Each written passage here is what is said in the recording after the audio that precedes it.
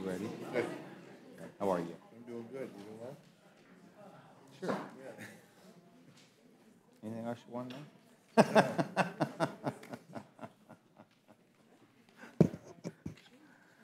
Some years are like this. Rules Committee, come to order, and thank you very much for joining us at the fabulous Rules Committee. I'm delighted to see that we have three members of this body who are here to discuss a very important event. Today, the committee will consider H-Con Res 119, expressing the sense of Congress that a carbon tax would be detrimental to the United States economy. H-Con Res 119 is a simple, straightforward bill expressing the sense of Congress that the impact of a tax on carbon would be harmful to the United States, its businesses, and overall its economy and to its people. Numbers of groups have recently proposed taxes on carbon. These taxes are designed to drive up energy costs, meaning that they will burden every family, every business in America, and cost jobs. These proposed taxes would also increase the price of any consumer goods and services that use carbon energy in their preparation, production, manufacturing, transport, or distribution. These price increases would include everyday necessities, which would hit the hardest low-income Americans, really all Americans. The tax would come at a time when American industries are still recovering from the damaging policies of the previous administration, but just now making a favorable turnaround to employ the greatest number of people that have ever been employed in America. So, I know this is a controversial item. I also know that this is an item worthy of public policy and debate at the Rules Committee because we're capable of these sorts of debates, discussions, and ideas that will be brought forth at this time, and I am very excited about the distinguished young ranking member and his opportunity to express his ideas. The distinguished gentleman is recognized. Well, thank you, Mr. Chairman, and it's wonderful to be here with you. I have to tell you, it was hard to pull myself away from the TV. President Trump looks like he's appearing on a hostage video. Is that right? Trying to explain what happened in Helsinki yesterday. What did he say? Well, he said he should have said wouldn't instead of would when talking about Russia's involvement in the election. But anyway, it is very disturbing, and a lot of us continue to be very concerned about how I think he did great harm to our country and undercut our relationship with our allies. But anyway, we'll talk about that later. But to the underlying bill here, H-Con Res 119, and I want to welcome all our witnesses here, but let's be honest, this is all political theater. This resolution is about giving Republicans another reason to send another press release ahead of the next election. This stunt minimizes the very real threat that climate change poses. More than 97% of scientists agree that climate change is happening, and it's largely due to human activity. I'm not sure you could find 97 Republicans in the House today willing to admit that fact, but the scientific community is near unanimous on this issue. The President certainly won't. He actually said in an interview yesterday, and I quote, "I know President Obama said global warming is our biggest problem, and I would say no, nuclear warming is our biggest problem by a factor of about 5 million. Now, I'm not sure what he's even talking about, but you know, this is whose lead my Republican friends follow, and you can deal with that. But the impacts of climate change are real and serious. We see them regularly now in the form of stronger storms, increased wildfires, and record-setting heat waves, just to name a few. But you're not here today suggesting Congress take any action. This resolution is about what Congress thinks, and I care more about what Congress should do. You have chosen to prioritize getting another hit on Fox News. You all have the majority right now, so you can make that call, but I think it's shameful, especially with so many things happening in our country and around the world today. Issues like the surging costs of prescription drugs, family separation, and Russian interference in our elections. I don't think we should be wasting our time on a sense of Congress resolution, but that's just me, and you're in charge, so with that, I yield back. Thank you very much. I appreciate my friend from bringing this issue up. I note that we have several members of the majority and one of the minority, a distinguished gentleman, Mr. Blumenauer from Oregon, and and I have worked on several issues up to today, some of them successful, some not successful, but we're delighted to see Mr. Blumenauer here. Ms. Walorski, I'm going to let you, as the lead witness, offer an opportunity to the distinguished gentlewoman from Indiana and member of the Ways and Means Committee. Gentlewoman is recognized. Thank you, Mr. Chairman. Thank you, Chairman Sessions and Ranking Member McGovern. I come before the committee today to address a resolution that the House will consider this week. H-Con Res 119 would express a sense of Congress that a carbon tax would be detrimental to the U.S. economy. This resolution will send a clear signal to the American people that we oppose policies that would drive up energy prices for families and businesses. A standalone carbon tax generally would have such detrimental effects on the economy and would be an unwarranted and transparent grab for revenue. The adverse economic effects of such a tax would be felt throughout the economy, falling hardest on the most vulnerable among us, the poor, the elderly, and those living on a fixed income. For example, the Obama administration in 2016 proposed a $10 tax increase on every barrel of oil, which would have translated into an increase at the gas pump of approximately 25 cents per gallon for American consumers. Similarly, a standalone carbon tax would increase the price of gasoline, natural gas, home heating oil, and electricity. American families would feel the pain when they buy the gas or diesel needed to get them to their jobs.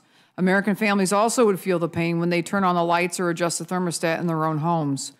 The cost burden of a carbon tax also would increase the prices of everyday necessities and consumer goods that require the use of energy resources in their production, manufacture, transport, or distribution. In short, everything from a carton of milk to a pair of shoes to a bicycle to an automobile. Price increases on goods with fixed demand that would result from such a tax would directly harm the millions of Americans whose incomes mean they must budget carefully in advance to afford the basic necessities of life. In addition, a carbon tax would hit at a time when the industries it targets are just now recovering from the economically damaging policies of the last administration. With a reformed tax code built for growth and a rollback of burdensome regulations, American businesses and their workers are finally making a comeback, and we're seeing great optimism about the economic future. Now is not the time to debate placing additional burdens on industries that are trying to help all of us keep the lights on. This resolution makes clear that we oppose policies that would drive up energy prices, damage the U.S. economy, reduce American GDP, and hurt American jobs. And with that, I'm happy to answer any questions you may have. Thank you, Mr. Chairman. Thank you very much, Ms. Walorski. Mr. McGinley, we're going to come back to you. I know you took time to come to the Rules Committee today, but I'm going to go first, if I can, to the distinguished gentleman from Oregon, allowing him an opportunity to make an opening statement. Then we'll come to you, and we'll see what happens as a result of that. Thank you. Mr. Blumenauer, I failed earlier to suggest to each of you three that anything you brought in writing would be entered in the record without objection. We'll do that. It allows our awesome stenographer to complete the record according to the transcripts that you brought to include them also. Gentleman's recognized. Great. Thank you, Mr. Chairman. Appreciate your courtesy. Yes, Appreciate sir. the opportunity to put some items in the record. I would just start off, if I could, by putting into the record an article from the New York Times that talks about a carbon pricing proposal from a group led by Republican Secretary of State James Baker III, Republican Secretary of State George Shultz, and Republican Henry Paulson, a former Secretary of Treasury, talking about carbon pricing, a carbon tax, if you will.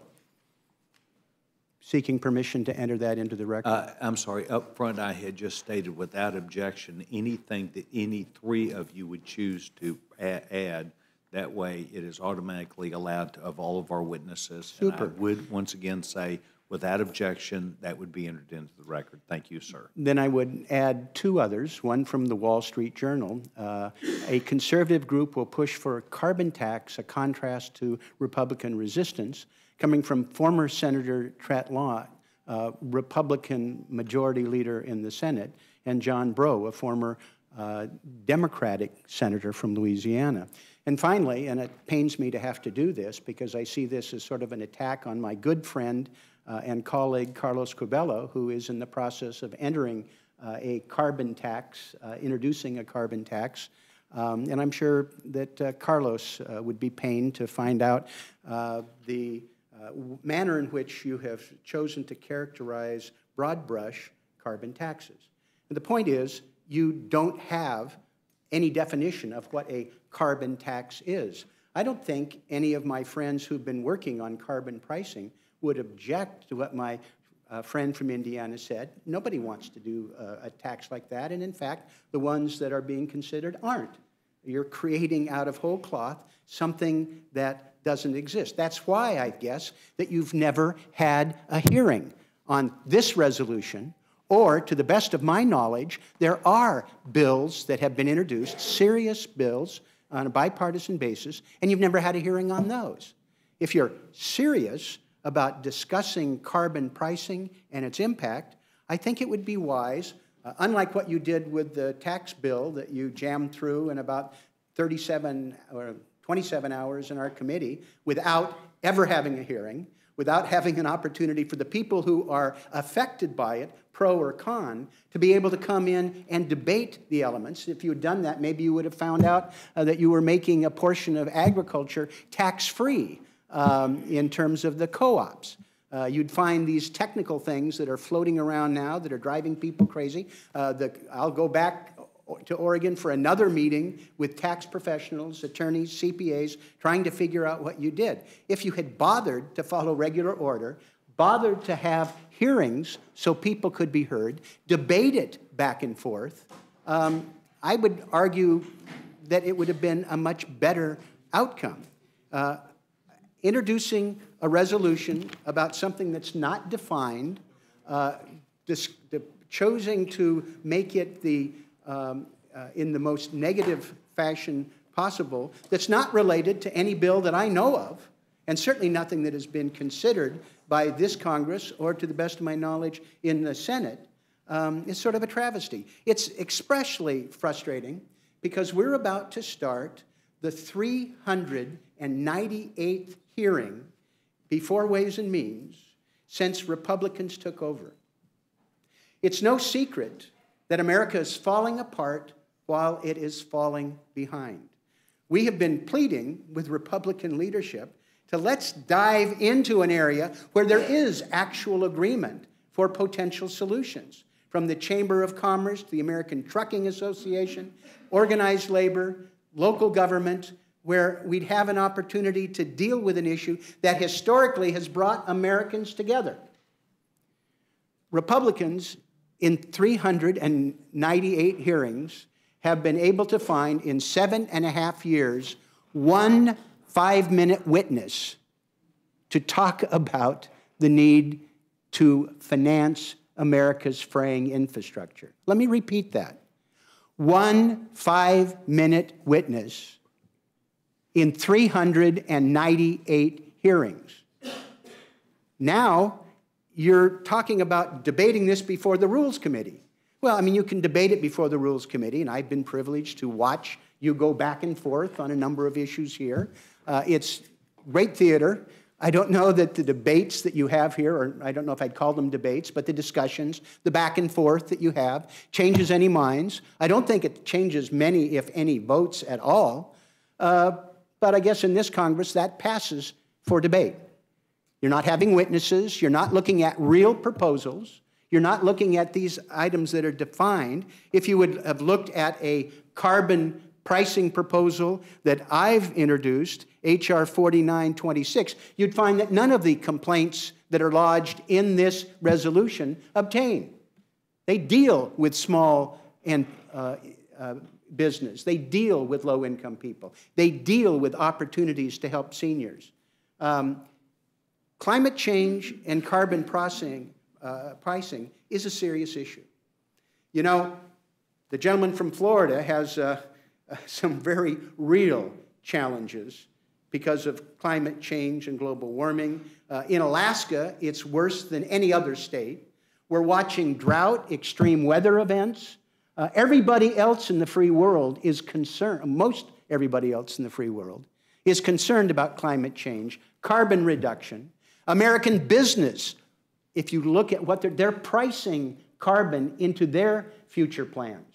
They know that this is going to happen, and they're preparing for it. We could have had a serious discussion about that. We could have had a committee hearing. Or if you're going to be the only shot for a resolution that is ill-defined or not defined at all, kind of a cartoon so that you have a moment on the floor, but not a substance, you could have done that here if you wanted to go through the rigor. So we'll do this. It will change no votes. We'll trot something out in the floor of the House. I'm sure you will, that will bear no relationship to any of the proposals that have been introduced, including my Republican friend Carlos, who's sort of being tarred by this. I think it's unfortunate. It will have no relationship, but that's why I guess you're not having hearings. That's why it's not serious, and nobody's going to pay any attention to it, other than maybe there's a moment for a gotcha moment in an ad, a misleading ad in the fall. And actually, people can make misleading ads without the benefit of a specious resolution like this that is more a cartoon than it is serious legislation. But I'm here representing the Democrats in the Ways and Means Committee, saying if you ever want to have a serious discussion about carbon pricing and look at the bipartisan proposals like the distinguished gentleman I just mentioned, former Republican secretaries of state, we're prepared to have it. But we would hope that before we get to that point, there's no excuse to not have a robust discussion about how we rebuild and renew America. We can do better than one 5-minute witness in 7.5 years. Even though he was a Republican, governor of Kansas, our witness, we're doing a disservice to something that really could bring people together. But I appreciate your courtesy in permitting me to represent the views of the Democrats in the Ways and Means Committee and reemphasize if at some point people are serious about having a serious discussion, actually looking at legislation, having hearings, bring witnesses in, do the pro and con, look at the emerging consensus about a problem of global proportions, we're prepared to roll up our sleeves and do that. In the meantime, we'll come to the floor and talk about why this doesn't make any sense. Thank you for your courtesy. Thank you very much. The distinguished gentleman from the great state of West Virginia is recognized. Thank you, Mr. Chairman. I can't speak for the failures, perhaps, of what's happened in Ways and Means, but I can talk about the debate we've had on energy and carbons in the Energy and Commerce Committee that have been extensive. So I'm sorry you haven't participated in those. So this carbon tax proposal, anytime we get into that, it's one of those very divisive issues. And what we've tried to do in Energy and Commerce is try to perhaps avoid those and find ways that we can solve the carbon problem without imposing such a divisive tactic. And I think we've had some success with it. I just got back from Texas a couple weeks ago to visit a plant down there called Net Power that they have, using the research and the things we developed in Energy and Commerce, zero emissions, zero carbon emissions, zero. So that's come from our debate where we move research into this arena. We also have Petronova that is an outgrowth of Energy and Commerce, not Ways and Means, but where we're dealing with carbon issues. I'm one congressman that believes in the climate change. I think it does grow. I'm an engineer, a licensed engineer, one of just two. And we know it's happening. The question is, how do we address it? We've tried over on Energy and Commerce is to deal with it from a research and efficiency standpoint rather than imposing a potential tax on it. So we we see the advantages of 45Q that we had extensive debates and hearings in the committee to get to that point with it. But efficiency, our power plants and are using, they're much more efficient than they were 20 years ago. So we're addressing this carbon issue in a different way. If we want to stay a divisive issue, then let's bring on a carbon tax, however you want to phrase it, color it. But This thing's been around for a while. We can go back to even 2013 when the CBO came out, and they said it's one of the most regressive concepts to put on the American public. This was 2013. This wasn't under President Trump. This is a regressive tax. And Stanford just came out with it the same way. Stanford came out and said, if you're going to put a carbon tax on, you're going to have the impact on the poor. It's going to hit them twice as hard. CBO says it's even worse than that. So if we want to go this route, having this debate on something that's a regressive tax and such a divisive instrument to use, go ahead. I think the idea is let's allow the committees appropriately to deal with carbon in another manner through research, incentives, and efficiency. And we're going to redo it, and we're going to continue to lower that. So with that, I yield back the balance of my time. Yanley, thank you very much. Ms. Blumenauer, I don't want to pick on you, but. Go ahead. Okay. I don't want to pick on you, and I won't. But the example you gave about a committee hearing and then the co-op issue that came from the Senate that was after we had passed the original bill, you typically don't go back and have hearings. You take a House bill and a Senate bill that came directly from the Senate. So that, I do not think, was a fair hit on the committee system or the hearing that the Ways and Means Committee had. I am very interested in making sure that a marketplace has opportunity in it. An opportunity for what might be green energy, nuclear energy, natural gas, coal. I am for an opportunity for America and Americans to have a choice of what they utilize and do. That's where I am. Can you tell me, the Northeast, do we still have and encourage LIHEAP, and is that diesel fuel that we're buying? You asking me? Yes, sir. I believe we are. So we're encouraging buying diesel fuel for the Northeast to put up in smokestacks. Well, with all due respect, Mr. I'm Chairman, just asking. Yeah, I know you're asking. First of all, let me just refer briefly to your hit. You didn't want to make. If we followed regular order and had hearings in the House and the Senate on the proposed legislation, I think we would have been able to uncover a number of these things. But because we didn't have any hearings at all, we'll never know. But the fact is there are problems. In terms I simply picked on the one issue you brought up. And I'm clarifying that if we actually had hearings on your bill in the House and the Senate, had a chance for witnesses to come in, go back and forth, do some fly-specking, rather than I watch people write the bill while we were having the very first work session. I don't doubt If we didn't operate that way, if we did like happened in a bipartisan basis in ways that people on this committee can even remember, much less likely we have anomalies like that. Now, speaking to the problem of diesel fuel in the Northeast, we're dealing with an infrastructure that goes back not just decades, but into the past century. And we're dealing with the reality on the ground for low and moderate income people and dramatically increased fuel costs. And so that is a compromise.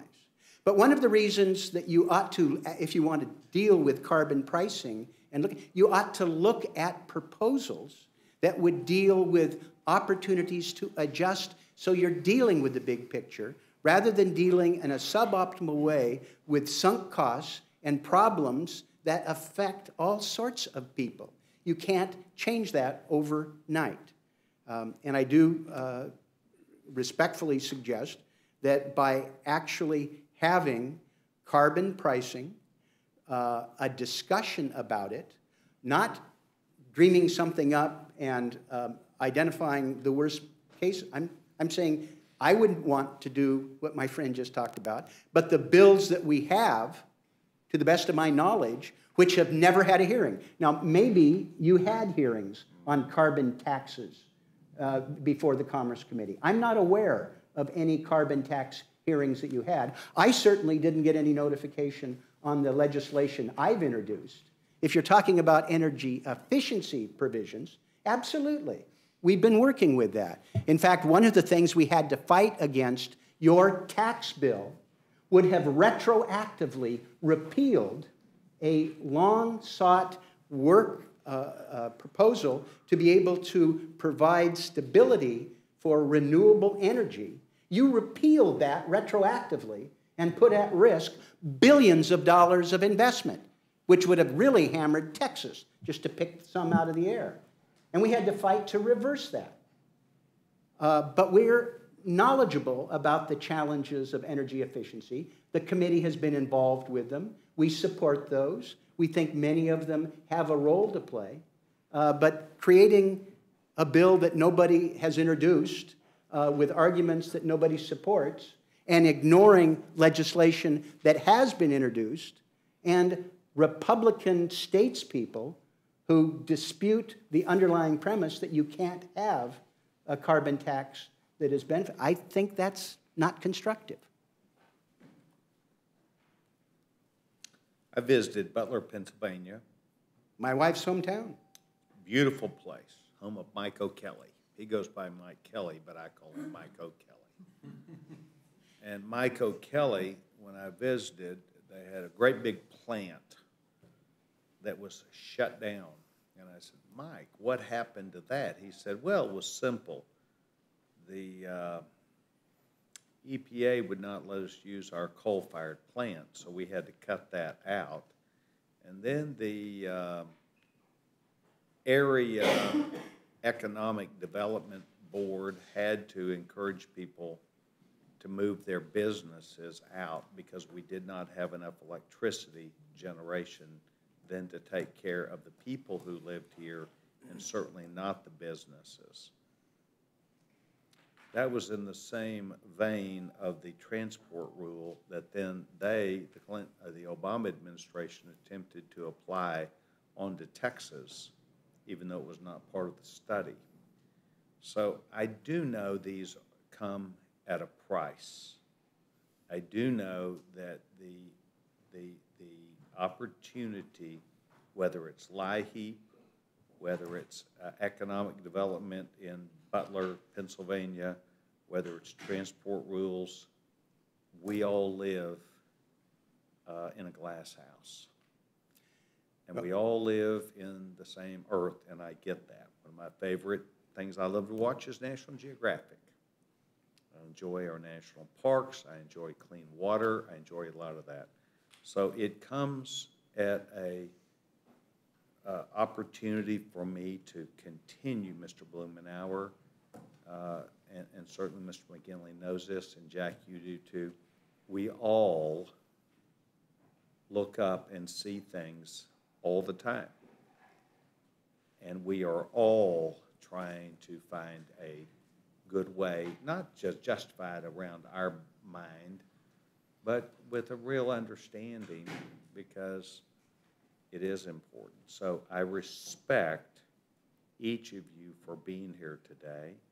I respect consumers. I would like for it all to be available. I know not everybody's that way. I'd like for it to be affordable.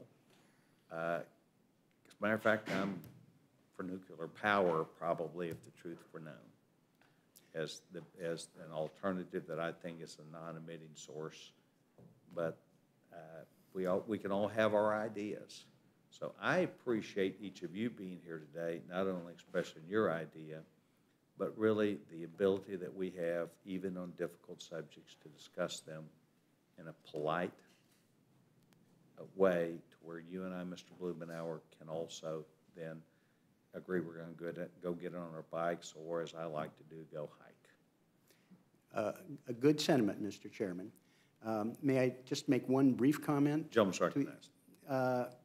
Because you referenced Butler, Pennsylvania. Yes, sir. And I think that's a great example. As I mentioned, my wife is from Butler, Pennsylvania, and witnessed that.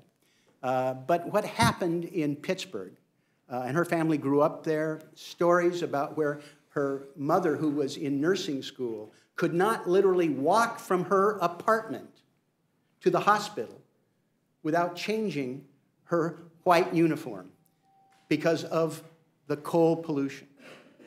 And what we have seen in Pittsburgh, Pennsylvania, and Butler is an area where we have stepped up and made some changes.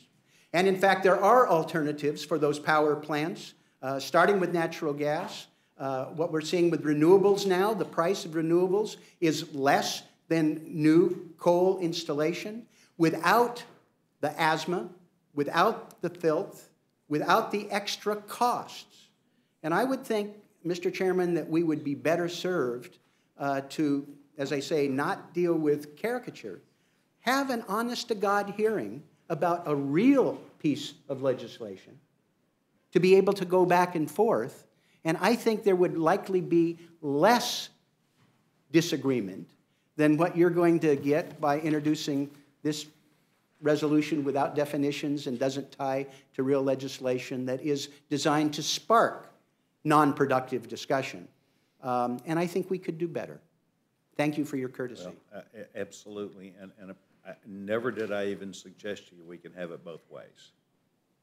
What I did suggest is that I appreciate you taking time to come up here, and I think your party was well represented today, and I know my party was, and I want to thank you very much. Chairman Cole. No question, Mr. Chairman. How about that for a guy from West Virginia, Chairman Cole? It's close. Okay, well, anyway, pretty close. We spelled it wrong in Oklahoma. Sir? Yeah, well, thank you very much, and I want to thank the panel. I should point out to you that LIHEAP funds home heating assistance. It does. No matter what kind of heating assistance, so it's not just oil. All I asked was, Yeah, does that include? And am I correct, did the Republicans allow the biodiesel fuel tax credit to expire at the end of 2017? Does anyone, I think you did, which is a, I can't keep track of a all the cleaner things form that of- happened right. in the end of 2017. and like, I mean, why are we doing this now? Is there a bill coming up? Are we actually going to be voting on a bill on the House floor on a carbon tax in the next week or month? Or, I mean, you guys are in charge of everything here. I'm just trying to figure out, is this, I mean, this is a sense of Congress resolution, so we're not debating a substantive tax bill.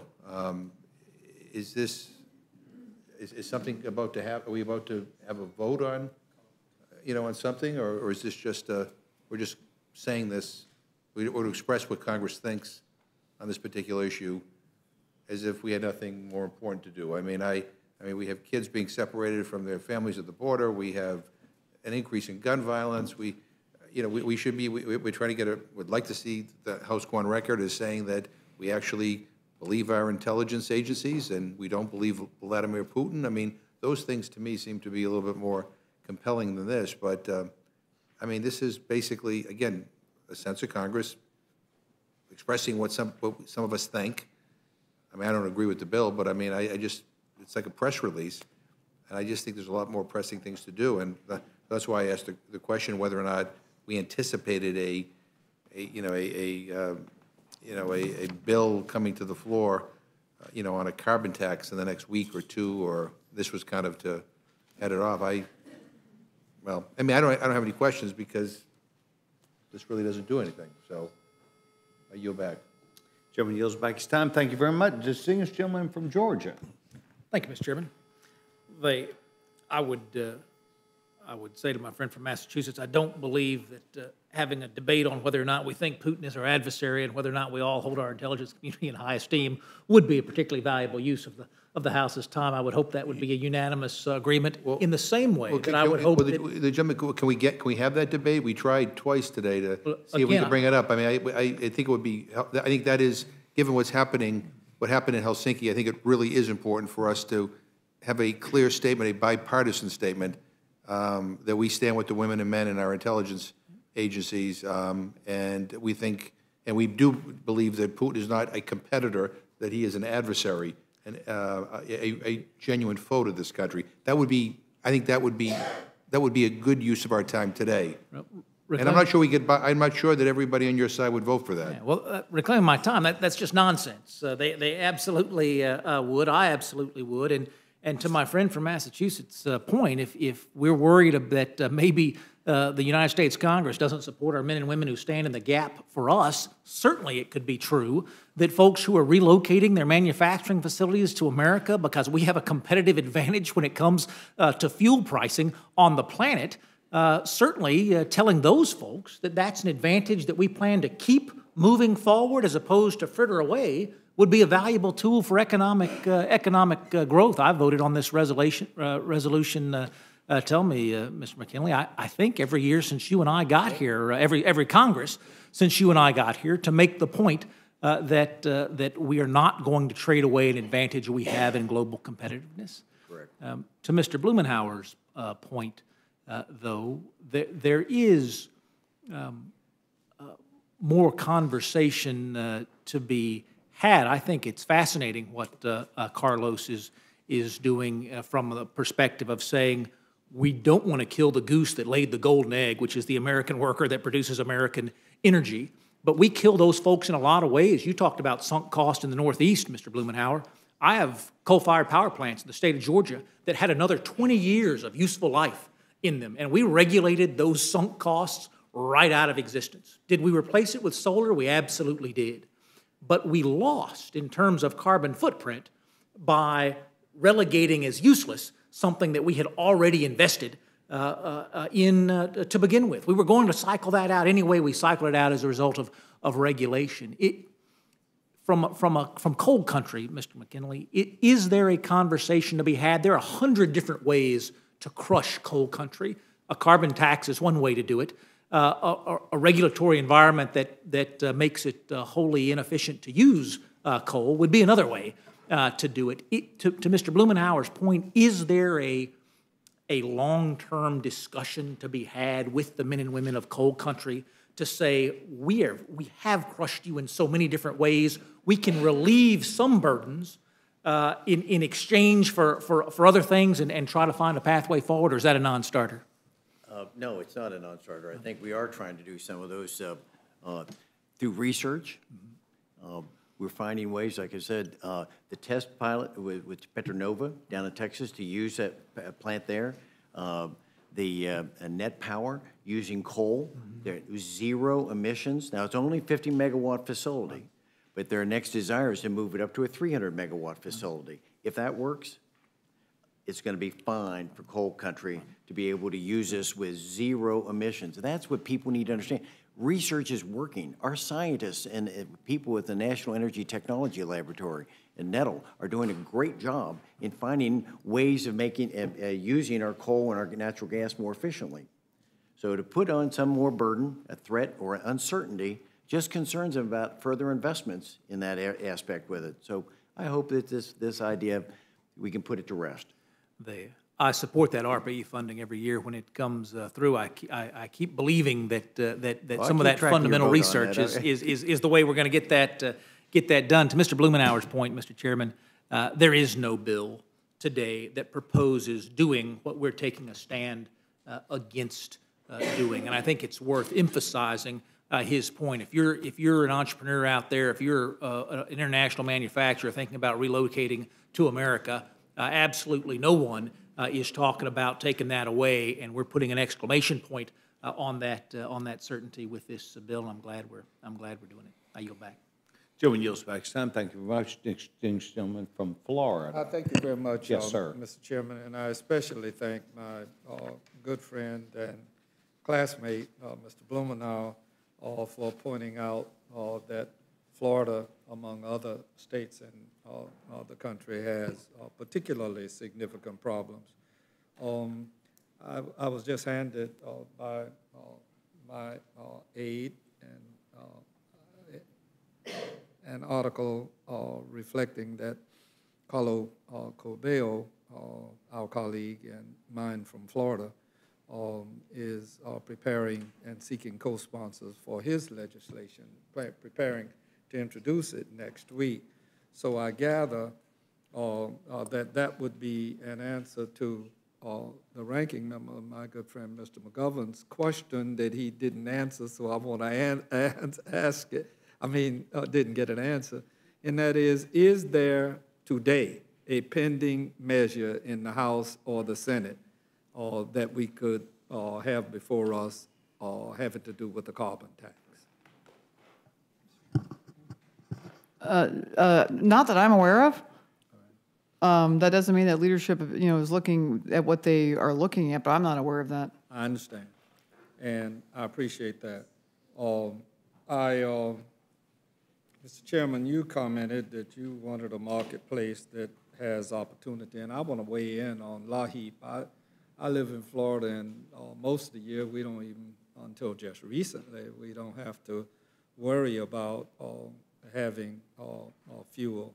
But LAHEAP isn't only a program in the East, it's a program where people live that are cold and they need help, and most of them are vulnerable people in our society, particularly the elderly.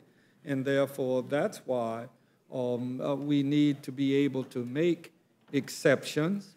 And yes, it is diesel and gas and other emitters that might be being utilized, but the alternatives aren't there yet, which causes me to agree very much with our colleague and my friend, Mr.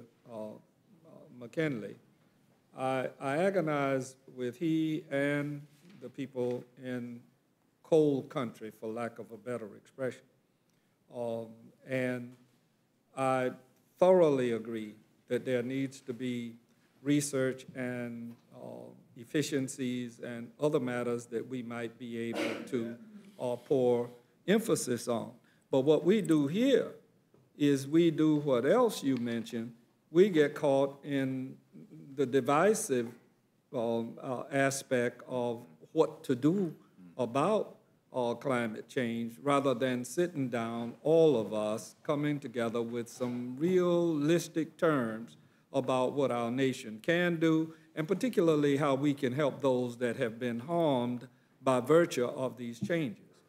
I won't bother to pinpoint him, but I had a conversation this morning with one of our interns here, a very bright young man.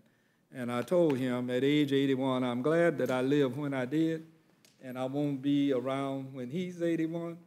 But by the time he gets to 81, what Mr. Blumenauer is talking about, and I pointed out to him, that when my lady friend and I ride down A1A to Miami Beach, I always tell her I'm betting on the water. 50 years from now, none of those condos, unless we get really busy about climate change, none of those condos are going to be there, not one, and neither will Mar-a-Lago, for good or bad on that score. And a whole lot of other matters, and not just Florida related. There are other consequences to all of this. Mr. Blumenauer and my dear friend, Mr. Newhouse from Washington, are mindful of something that appeared in the newspapers. They've been much more conversant with it, I'm sure, and that is that the killer whales, now there's a part of them that are dying off, and that goes back to the salmon, and that goes back to what we've done with the environmental impact on the ecosystem of salmon. And these whales, there's only 250 of them left, and they're about to leave here, largely for the reason that they're suffering with pollution. I see all sorts of things along the same lines with the bottleneck dolphin down our way. We see the consequences of this environmental impact. Here's the deal. Mr. Chairman, I'd like to introduce a letter dated July 9th that carries with it the imprimatur or imprimatur of a significant number of organizations that wrote to Speaker Ryan and Majority Leader McCarthy, and I recognize that you've said that things are already introduced. If Without objection, yes, sir. Consent. I want to make sure, I also had a call in my office about contributions. That's another whole subject. But the people on this list here, the American Energy Alliance, they call themselves, ALEC, Competitive Enterprise, Americans for Limited Government, the National Black Chamber of Commerce, Americans for Tax Reform, the Cesar Rodney Institute, Freedom Works, Heartland Institute, the National Center for Public Policy Research, and some kind of Energy and Environmental Legal Institute, and the Alliance for Wise Energy Decisions, the Western Energy Alliance, Cornwall Alliance, and CO2 Science, and Mississippi Center for Policy, and the Commonwealth of Virginia, and the Institute for Liberty. And I'll bet you back in here somewhere are people like the Koch brothers that are funding just about all of this stuff that I just introduced in the record. And they have the audacity to say the following, speaking to Speaker Ryan and Leader McCarthy. Under your leadership, Congress has delivered major victories to the American people, perhaps none larger than the comprehensive tax reform that will lower the tax burdens of a projected 8 in 10 American households. I'd like to go with Mr. McKinley, and we'll do that. Maybe he and I can just get together, and I go to West Virginia with him and see some of his problems, and he come to Florida and see some of mine. But what these people wanted you all to do, what you are doing, as we approach the midterm, American voters deserve to know whether their elected representatives support the implementation of a new tax on the energy they rely on every single day. Now is the time for Congress to make its voice heard on this important issue. Mr. Scalise introduced his legislation back in April, and now these people, as we are winding down, Mr. McGovern has articulated all of the issues that we should and rightly ought be paying attention to, and here we are kowtowing in the final analysis with a message piece for a group of people that I might add, I ain't worried about none of them, because I promise you, and I keep telling people this, the major energy companies in this country are the ones that are going to own solar, that are going to own wind. And so you don't have to worry about Texas, Mr. Chairman, because what's ultimately going to happen, all those big oil companies, when we go to solar, they're going to own it. And it won't be in most of our lifetimes, but they are preparing for it. Florida Power and Light, my major source, that changed their name to Next Gen so that they could get ready. They are the biggest producers of solar in the state of Florida. And when they don't use any more coal power plants, they're going to be the ones that are going to own solar. And it's just a matter of time. Now, that's all good in the final analysis. But I want to introduce also, Mr. Chairman, the sensitive side of this issue. And this is from the National Wildlife Federation and their statement on carbon pricing. And I won't go into all of it and won't go into any of it other than to say that I'm glad I'm supported by people like this particular organization, and I'm glad I'm not supported by any of these people on this other list that I offered. Listen, at age 81, soon to be 82, when I went to college in Nashville, Tennessee in 1953, I almost, had it not been for my grandmama's wisdom, I would have had to withdraw from college because my lungs were filling up from the fact that they used coal in Nashville, and you couldn't sometimes open your eyes, and anytime you would blow your nose, you would get this black stuff. So I won't go into the details of how my grandmama helped me to overcome it, but a lot of kids during that period of time suffered all sorts of problems. And so then I said, well, I got through Nashville, and my parents moved to California, and I decided to go out there in 1961, and the smog was literally so bad until I awakened one morning and could not open my eyes. And I told my mom, I'm leaving you all out here. I ain't staying out here in this kind of environment. But you know what they did, Mr. McKinley? They went with efficiencies. And you can go to LA now, and you can breathe most of the time without there being a lot of difficulty. So I think we have the ability here in this great institution to come to terms with the oil patch crowd, with the sun and heat, tree huggers like me and Earl, and figure out a way that we can be real visionaries for our businesses that we have lost, and also for a sustainable environment. One more thing. I don't know how many of you looked at Greenland. I've been to Greenland 6 times, several times on coattails, just stopping through there, but I've been there 6 times. I also went all the way up to Tromsø, Norway, and I saw a polar bear drown. I never envisioned that I would see anything like this, trying to get to her or his young that were on an ice floe that had floated so far away from them.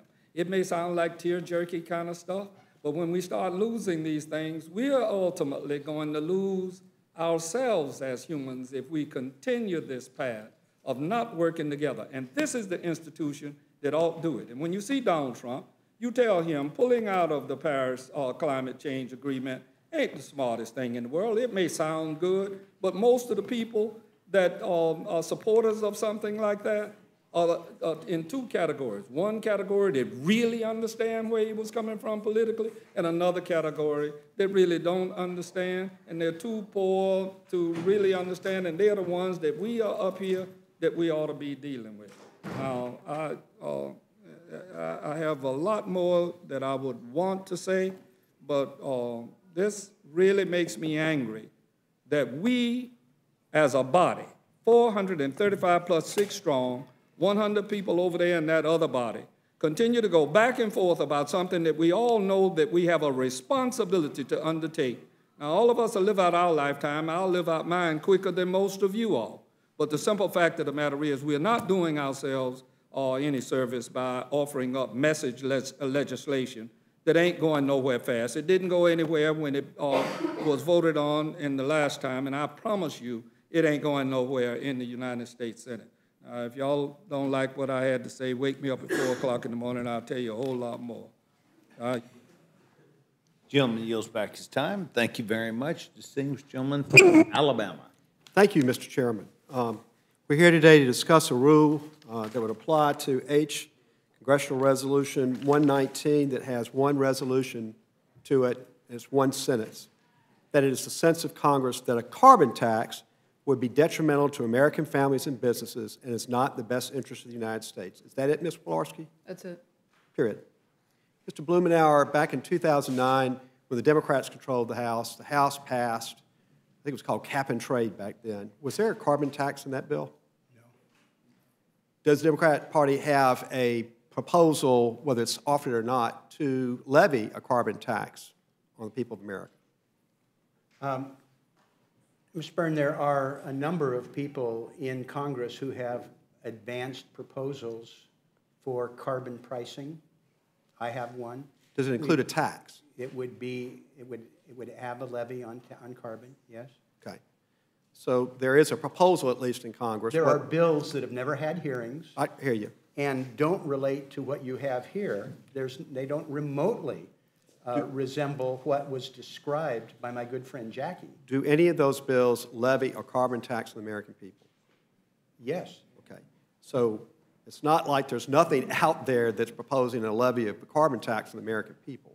There is nothing out there before this Congress that has had a hearing, that is a serious proposal. But it has been introduced as a bill. Yes, there are thousands of bills, as you know, that have been introduced. They don't rise to the level of... I have some of those myself. So I understand. I'm sure they're good. But when I introduce a bill, I take my bill seriously, and I'd like for it to be considered on the floor of the House, and I assume you would like to have your bill considered on the floor of the House. I would settle for a hearing. Yeah. I think if we had a hearing... You'd like to see it passed into law. I think if we had a hearing on my bill, it would answer each of these objections that were But you would like to raised. see that tax levied and put into law, right? I would like to see my bill have a hearing in advance. So you don't want it passed and turned into law? I would love to have my bill enacted. Okay. So the idea that we would have a sense of Congress saying that that would be detrimental, and you would have your opportunity to, and are having your opportunity to get up and say you think it's not detrimental. What is detrimental here has no relationship to my bill. No relationship to my bill. I'm not talking to the whereases, I'm talking to the simple resolved. Well, that's not how the system works.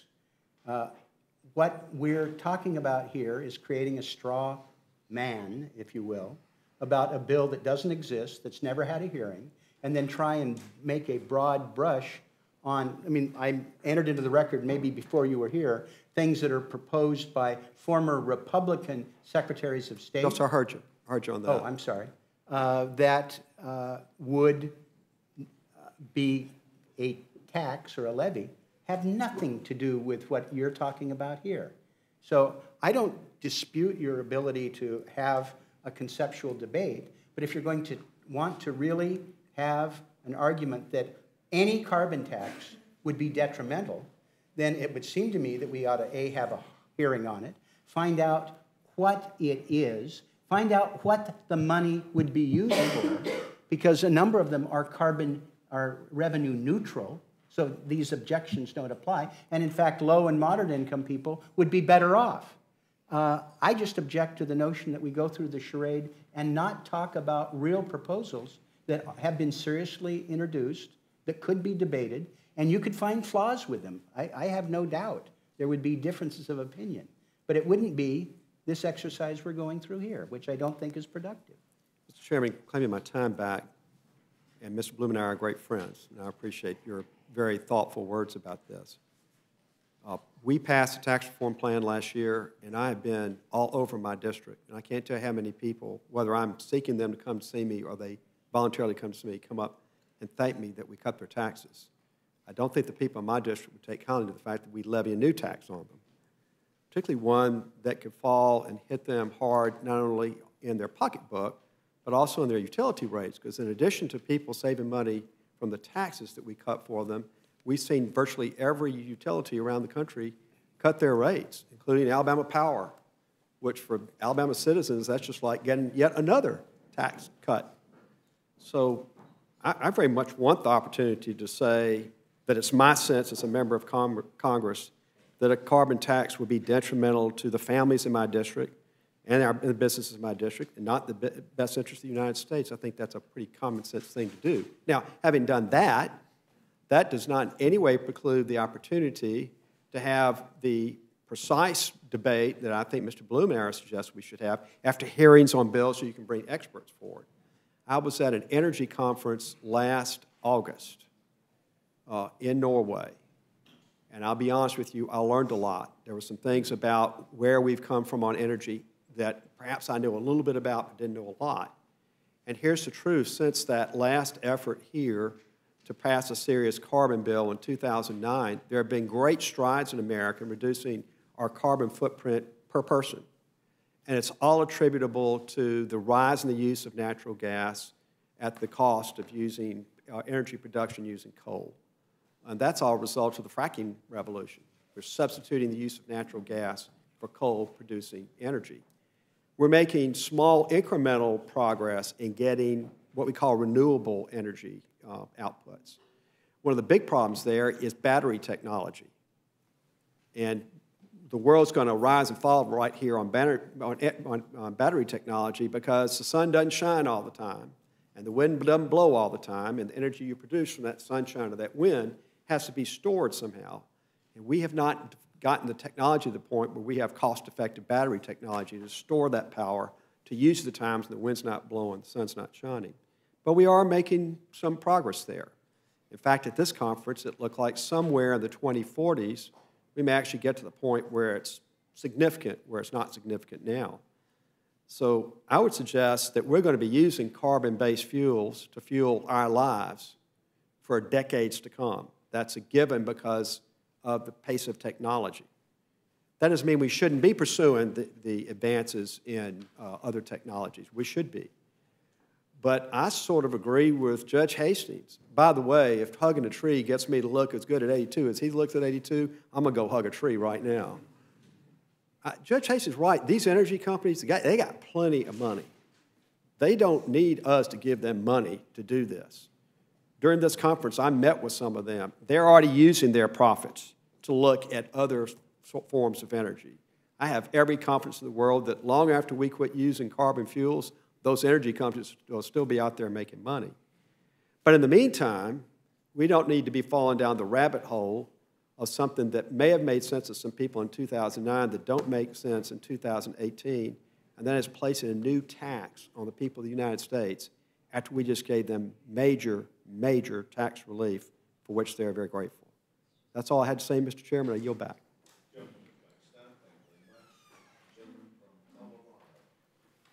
I have an amendment which I'll be testifying about after this panel, so I'll save my remarks for then, and I'll yield back. Thank you very much.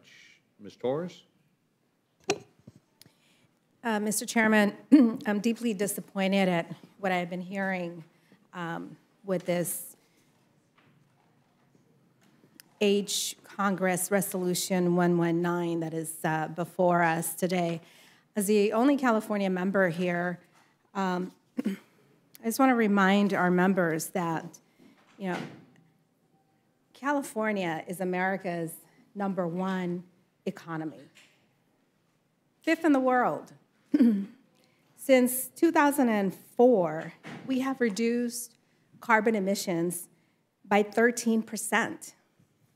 We went through this horrible recession and regained, you know, our status as a global leader, as a leader in addressing all of these issues. California's economy also grew by 26% during that time. So to say that everyone's going to run out of town and be scared and not want to do business is foolishness. California is doing much better than any of your states. You should be thanking California for being so kind to send our taxpayers' dollars to you so you can help your constituents breathe better air. Maybe we shouldn't be cutting health care. You know, you want to continue to be the greatest polluters in the world, don't cut health care. I don't think that anyone here is a fan of black lung. I absolutely agree with Mr. Hastings. In California, when I was in high school in the mid-'80s, there were many days that we could not go outside for PE. I was a runner. I ran track. Couldn't go outside and exercise because the air was so bad. But you know what? Those days are far and few in between. And the only reason why we have those terrible days now is because of the fires. Unfortunately, California cannot control which way the wind is blowing from your state to our state or from China to this continent. That's why it was so important for us to be a part of the Paris Agreement. But we failed there too. So I resent the fact that you would put out a resolution calling out that my state of California, the fact that we have a carbon tax, that is detrimental to the US economy, when you're all benefiting from our economy, Mr. Chairman. It is. Will the gentlelady yield for a moment? I would. Doesn't California have one of the strongest economies in the country? We are the #1, ahead of New York, ahead of the state of Texas, and the 5th in the world. The 5th in the world. So I don't know all of the foolishness that has been going back and forth, you know, regarding that we are job killers. We're not job killers. We're the job creators and the innovators and the state that actually is holding up this country. So with that, I oppose this proposal that is before us, strongly oppose it. I take offense as a Californian that this would be before us. I take it as a swipe to California's economy, and I would ask a question before this Congress. When are you going to stop calling out on California when we are simply trying to make things better for the rest of the country? And I yield back. Gentlewoman yields back her time. Thank you very much. Distinguished gentleman from the state of Washington. Well, Mr. Chairman, I believe I'm going to have an opportunity to speak on this more extensively on the floor tomorrow, so I look forward to that. But I just want to thank everybody, Mr. Blumenauer, Mr. Walorski, Mr. McKinley, for bringing this issue forward, having the the conversation we've had this afternoon has been productive. Perhaps we should have it more in depth. I would agree with that. But I look forward to further discussing this tomorrow. There's a lot of things can be said about a tax on carbon, but certainly I would put myself in the category of supporting more of a free market system that would be a much better way of determining which types of energy sources are best utilized. Research and development certainly is a key to allowing that to happen in the best way possible. And to literally put your thumb on the scale of picking winners and losers by invoking a tax to change or modify people's behavior, to me, is not the most efficient way of moving forward. And everyone wants to improve and maintain our environment, and looking at the most efficient, cost-effective way of doing that, to me, is, like I said, more of I would think a more free market-based system is much better at that. But again, thank you for bringing this forward, and I look forward to more further discussion on the floor tomorrow. I would yield back my time. Gentleman yields back his time. Thank you very much. The distinguished young gentlewoman from Wyoming. Thank you very much, Mr. Chairman, and I want to thank my colleagues for bringing this forward. Sometimes it's fascinating to me, and I think a good exercise on this committee to hear the different perspectives, because I've got to say I represent the nation's #1 coal-producing state, and you know, from my perspective, our coal is a national treasure. The descriptions of the environment and the atmosphere that I've heard from my colleagues on the other side of the aisle have nothing to do with today's coal production, nothing. Our coal is clean coal. We are at the forefront in Wyoming of looking for innovative ways, including at our Integrated Test Center at the University of Wyoming and other places, looking for ways that we can continue to be in the lead in terms of technology, carbon capture technology, and other technology. But the reality, Mr. Chairman, is, as my colleagues well know, this nation depends upon coal for baseload power generation.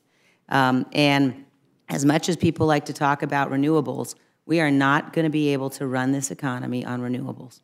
And to finally have gotten out from under the war on coal and the absolute target that coal states like West Virginia, like Wyoming, had on us during the Obama administration, to finally be in a position where we're seeing the kind of regulatory relief, the kind of tax relief that we really need to get the economy growing again, the last thing we need would be to be in a position where we would impose a carbon tax. So I welcome this resolution. I think that the messages that we send from this body are crucially important, and I think this is one that is important. We've got to be able to give industry confidence that, you know, we recognize and understand how important coal is, how important all of our fossil fuels are. We've got to pursue an all-of-the-above energy strategy, but we've got to be realistic.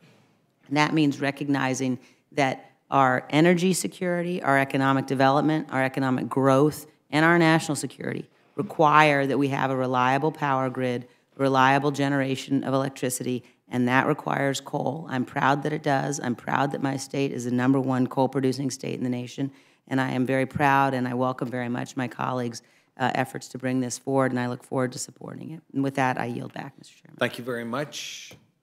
Is there any other member that would wish time? Seeing none, I want to thank the panel who has taken their time to express their views and to the homework that was necessary to prepare for this, and to come to the Rules Committee to give us an opportunity to speak with you about what you bring forth, and I want to thank you very much. If you'll please make sure to remember that the awesome stenographer would appreciate anything you brought in writing to include that in part of a record of the transcript. Thank you very much. I hope you have an awesome day.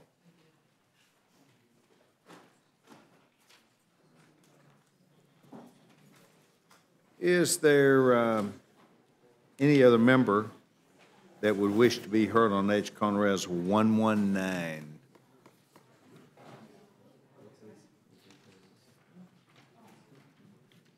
Distinguished gentleman from Colorado. Thank you, Mr. Chairman. I'm here on behalf of the Polis Amendment number 2. In a very straightforward way, this is simply a strike below.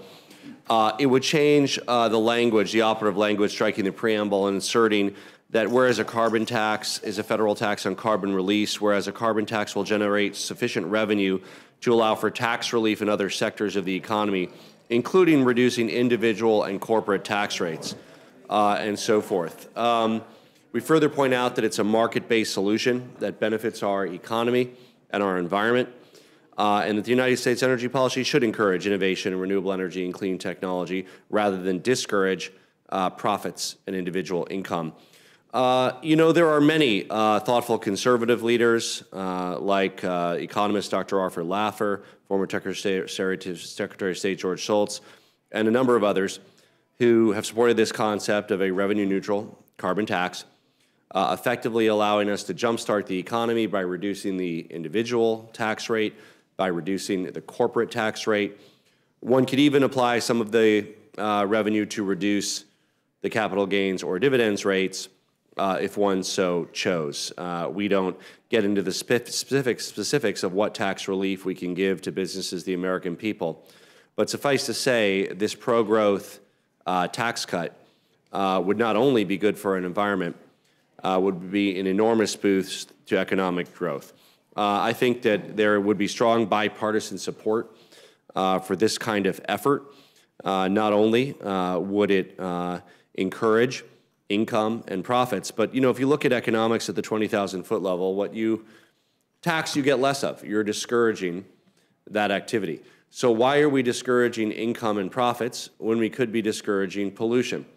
It seems like, economically speaking, we need whatever revenues we need for our government to run. Lord knows I've tried to offer a lot of cuts to excess government spending around here, but this committee has turned me down almost every time. But whatever level you're spending at and whatever level the government revenue is at, whatever you are collecting it from is discouraged. And so we have an issue, you know, I think even for those who don't agree that climate change is one of the top problems we face, clearly the externality pollution is a bad thing. I don't think anybody would say it's an inherently good thing. I've never heard any Republican argue that. Clearly it's a bad thing. I would argue it's a very bad thing. I would also argue that income and profits are a wonderful thing. That's exactly what we should be encouraging in our economy. And I'm so happy that, again, economists like Dr. Arthur Laffer, Republicans like George Shultz agree with this concept. This would be a pro-growth tax cut, shifting taxes and whatever tax burden we have, it's the same revenue neutral, to derive revenue from a carbon tax, reducing the personal income tax rate across every bracket, a huge tax break for the middle class, for the wealthy, for low-income Americans, and again, further reducing the corporate rate, building off of the reductions already passed by Republicans into law.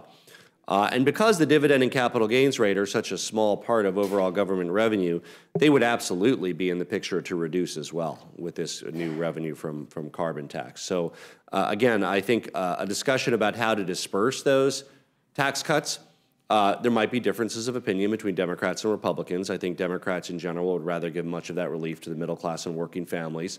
Republicans might want to give it to businesses and the wealthy. But the news is there's enough to go around. I think everybody can see a tax cut under this plan.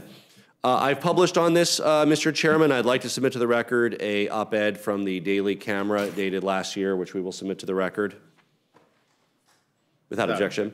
And I would be happy to answer any questions and encourage the committee to allow and support Polis Amendment number 2.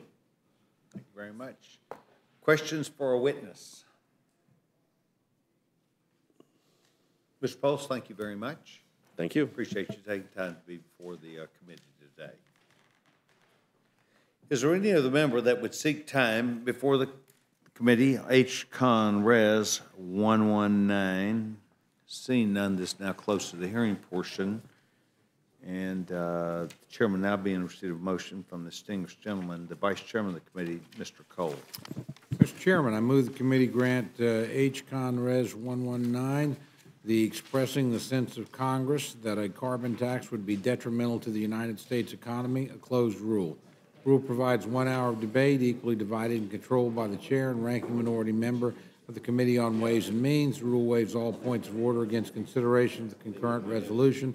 The rule provides that the concurrent resolution shall be considered as read and shall not be subject to a demand for division of the question. Finally, the rule waives all points of order against provisions in the concurrent resolution.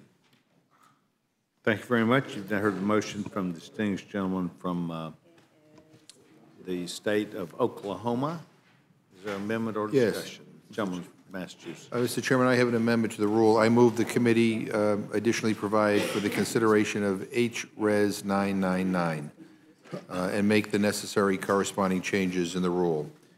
Mr. Chairman, the performance that we saw yesterday in Helsinki by President Trump was disgraceful and beneath the office of the President. He sided with a former KGB agent over our own intelligence community.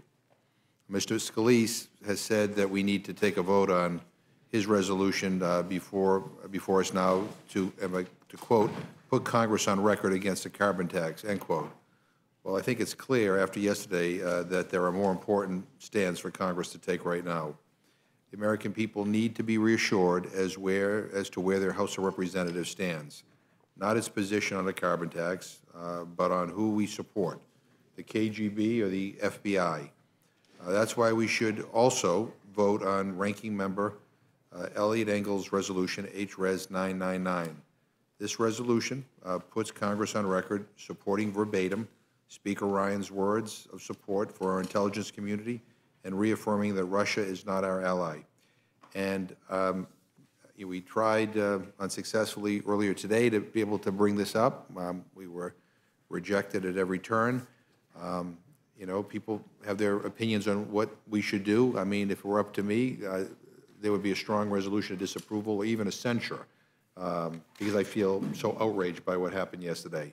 But I think it's more important to have this House come together as one. I very rarely say positive things about what Speaker Ryan says, but yesterday he actually said the right things. And I thought Mr. Engel's putting them into a resolution was, I think, the right thing to do. And I think it's something that everybody, liberals, conservatives, Democrats, Republicans, whatever, could all get behind and make it clear as to where this House stands. And I think this would be the right thing to do, and I urge my colleagues to vote yes. Thank you very much. Discussion? Yes, Mr. Chairman. Gentleman's recognized. Mr. Chairman, very briefly, I would say to my colleagues that this would be cathartic for us if we were to undertake this kind of meaningful coming together with reference to ongoing matters. Something is drastically wrong, and all of us know that. And I would caution my friends on the other side to be very, very careful going forward because whatever is wrong will eventually come out. Now, I didn't hear the President's remarks today. I understand something was said about he wouldn't have said would, it should have been wouldn't. He should have told Putin not only that he shouldn't, but that he was dead wrong for involving himself in our election. And it's no longer meddling. As one that comes by way of the House Intelligence Committee, we are in many respects at cyber war with these people. And the remarkable thing that I saw was that the Intelligence Committee community was able to really pinpoint where this cyber action and cyber attack took place. The President was wrong yesterday, and 435 people ought to be saying that, and it shouldn't be a partisan matter. It'll come to haunt you if you can't bring yourself to call the fellow at the top wrong. And if you don't believe it, then look at the record of many of us that stood by when things were happening and we didn't open our mouths. With that, I support the gentleman's amendment. Thank you very much. Further discussion?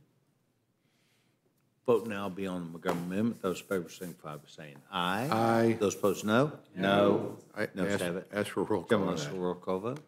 Clerk will poll the committee. Mr. Cole? No. Mr. Cole? No. Mr. Woodall? Mr. Woodall? No. Mr. Burgess? Mr. Burgess? No. Mr. Collins? Mr. Byrne? Mr. Byrne? No. Mr. Newhouse? Mr. Newhouse? No. Mr. Buck? Ms. Cheney? Ms. Cheney? No. Mr. McGovern? Aye. Mr. McGovern? Aye. Mr. Hastings? Aye. Mr. Hastings? Aye. Mr. Polis? Aye. Mr. Polis? Aye. Mrs. Torres? Mr. Chairman? No. Mr. Chairman? No. Clerk will report the total. 3 yeas, 7 nays.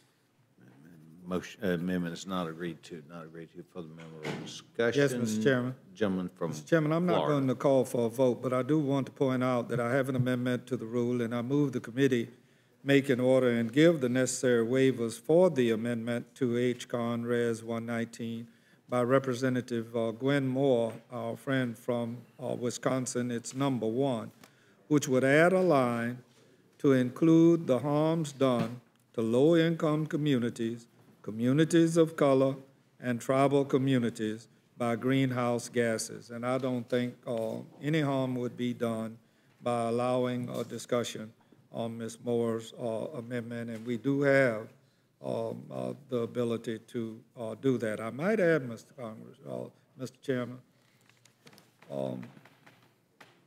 this is the 92nd closed rule. Y'all gonna make 100, and you're gonna hear it way beyond mine in your lifetime, ringing out about such an awful record with reference to process. 92 closed rules. I'm not asking for a vote on this amendment, Mr. Chairman. Thank you very much. Further discussion? Vote now be on the amendment offered by the gentleman. Those in favor signify by saying aye. Aye. Those opposed, no? No. No? Noes have it.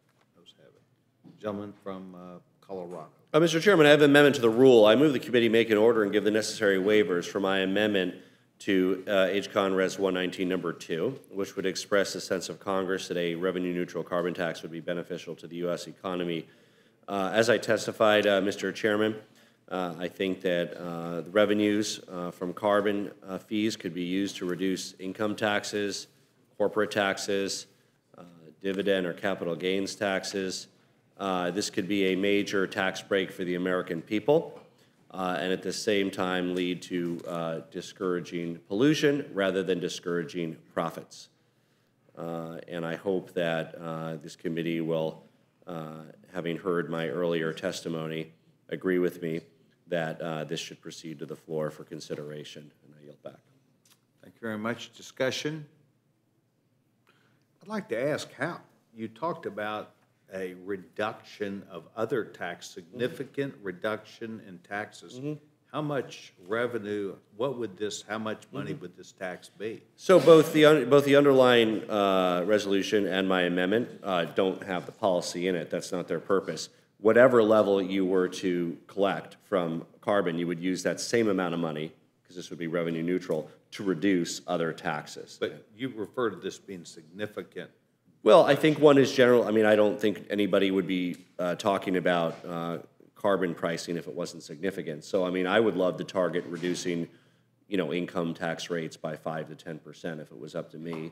But again, I think that the discussion of what taxes to cut would come out of what revenues we had. And both the underlying resolution and mine don't propose a particular level. That's a Ways and Means Committee discussion. But it'd be hundreds of billions of dollars at the amount you. I would hope so. Yeah, it would be. I would hope it would allow us to cut corporate and individual taxes by hundreds of billions of dollars. I think that's a good number. Tax would be hundreds of billions to then give the reduction of hundreds of billions. That's right. Revenue neutral. No net tax increase or decrease. Right. That is correct. It's just a shifting of how taxes are paid. Depends who pays it and who gets it. For instance, yeah, and for instance, Mr. Woodall long has worn his pin very proudly, which I think he's still wearing to this day, suggesting that we derive our national revenues from a national sales tax.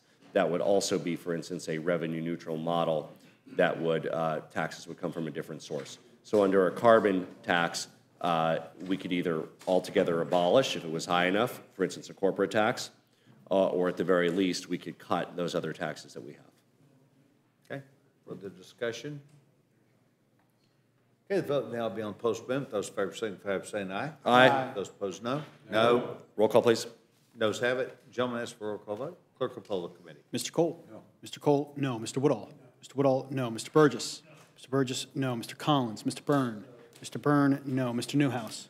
Mr. Newhouse, no. Mr. Buck? No. Mr. Buck, no. Ms. Cheney? Mr. McGovern? Aye. Mr. McGovern, aye. Mr. Hastings? Aye. Mr. Hastings, aye. Mr. Polis? Aye. Mr. Polis, aye. Mrs. Torres? Mr. Chairman? No. Mr. Chairman, no. Clerk will report the total. 3 yeas, 7 nays. The amendment's not agreed to. Further amendment or discussion? See none. The vote now be on the motion from the distinguished gentleman from Oklahoma. Those in favor signify by saying aye. Aye. Those opposed, no. No. The ayes have it. The ayes have roll it. call. Gentlemen, ask for roll call vote. Clerk will poll the committee. Mr. Cole? Aye. Mr. Cole? Aye. Mr. Woodall? Mr. Woodall? Aye. Mr. Burgess? Mr. Burgess? Aye. Mr. Collins? Mr. Byrne? Mr. Byrne? Aye. Mr. Newhouse? Mr. Newhouse? Aye. Mr. Buck? Mr. Buck? Aye. Ms. Cheney? Mr. McGovern? No. Mr. McGovern? No. Mr. Hastings? Mr. Hastings? No. Mr. Polis? No. Mr. Polis? No. Mrs. Torres? Mr. Chairman? Aye. Mr. Chairman? Clerk will report the Aye. total. 7 yeas, 3 nays. The motion is agreed to, and accordingly, the distinguished gentleman from the state of Washington, Mr. Newhouse, will be handling this for Republicans. And the distinguished gentleman from Colorado, Mr. Polis, will handle it for the Democrats. And Mr. Post will be handling this for Democrats. So there is normally a question at this time. Does the distinguished gentleman from Florida choose to ask a question? Sir, at this time, no additional meetings are scheduled this week. I thank the gentleman very much. Thank you for the time we spent today. We've now completed our work for the week.